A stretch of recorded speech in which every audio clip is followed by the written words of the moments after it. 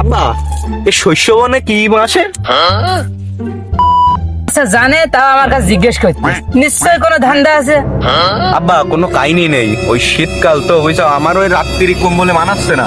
নিশ্চিতে আমার কোনো রোগ হবে, আমার যা দিবা জিলেপি মিলেপি মসজিদে দিয়ে রাও, আমার মনে হচ্ছে আর বেশি দিন বাঁচবো না। আমার জান্না ডাই করছে, আমি আর বেশি দিন বাঁচবো না।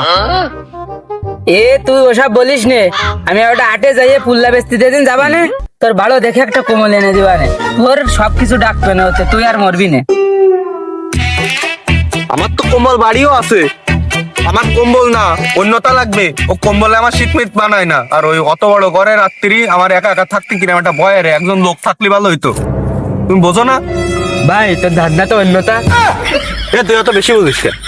আমার মতো এনে তারপর শীতকালের কষ্ট বুঝবি নি। ও মানে তো যা লাগবে তা এখন দেওয়া যাবে না, আমি 5 বছর পরে দেখবা নে। 5 বছর পরে নাকি?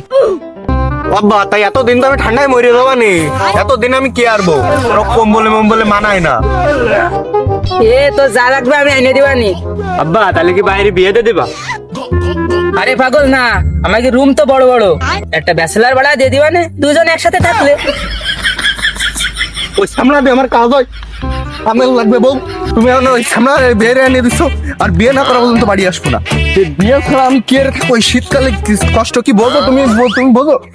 এত কয়দিন তো বাপের হোটেলে মারাইছাও, বলে কিছু বুঝতেছ না, নিজে করে খাও গে, সব বুঝতে পারবেন কত দানে কত চাই। এমনি তুইও কি ওয়ের বিন না তোর বড় ভাইয়ের মতো? আব্বা তোমার কি আমারও ওর মতো মনে হয়? ও মানে ও মনে হয় লাগে না, যৌবন এখন নাড়া দিলি ও সব মনে হয়ে যায়। চল বাড়ি যায়, আছে কাজ মারাতেও না।